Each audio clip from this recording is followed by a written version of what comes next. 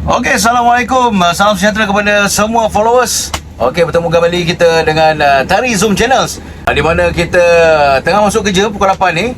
Jadi lepas habis baris tadi, sebelum cek peralatan, kita dikejutkan dengan kehadiran daripada orang awam datang dengan kereta CRV dia ke kawasan Balai. Dia memaklumkan ada bunyi bonet kereta dia bahagian bawah. Jadi untuk mengungkai misteri bunyi pada mana datang dia, jadi kita terus bersama-sama dengan Tari, kita akan saksikan rakaman live hari ni juga kita buat. Okey, walah. Orang awam datang terus ke balai. Jadi kita terus buat. Kita tengok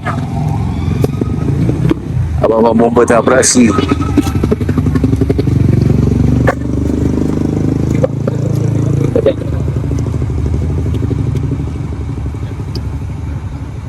Dalam ni nak kena buka.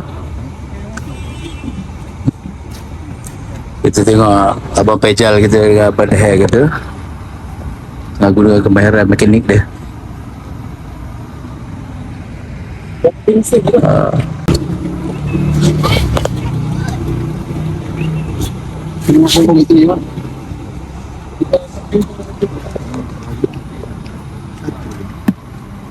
Bunyi mana? Bunyi kat bahagian belakang?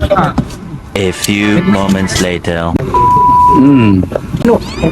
Banyak ke dia? Banyak. Dah pernah pindah dalam ni? Habis belum dia? Lagu mana lah dia boleh duduk dalam ni? Ibu Rio kau ni?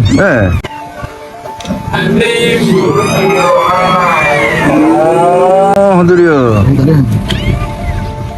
Kita dah cycle ni. Seko ya?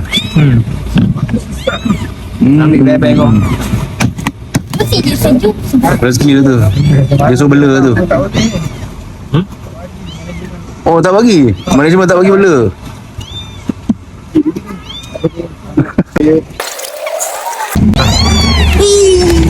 Oh lah, kecil lagi. Ya, ini macam mana dia duduk dalam tu.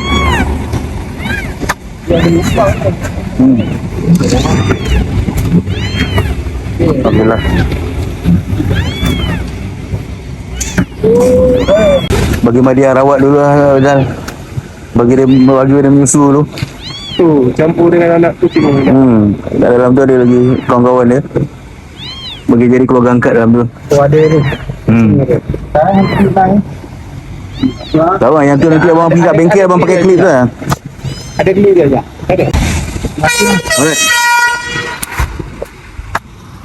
Selesai. Alhamdulillah. Kes terungkai. Misteri dia macam mana anak kucing kecil ini boleh duduk dalam bonet belah bawah dia tu kan. Itu kita jangan cara lah. Jadi apapun, Alhamdulillah, permulaan kita masuk kerja ni, kita dapat satu rezeki lah ni, bantu keluarkan haiwan.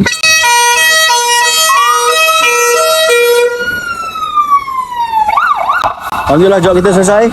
Kita jumpa lagi lain masa, lain hari. Jangan lupa support Tari, komen, share dan juga like. Also subscribe. Walah.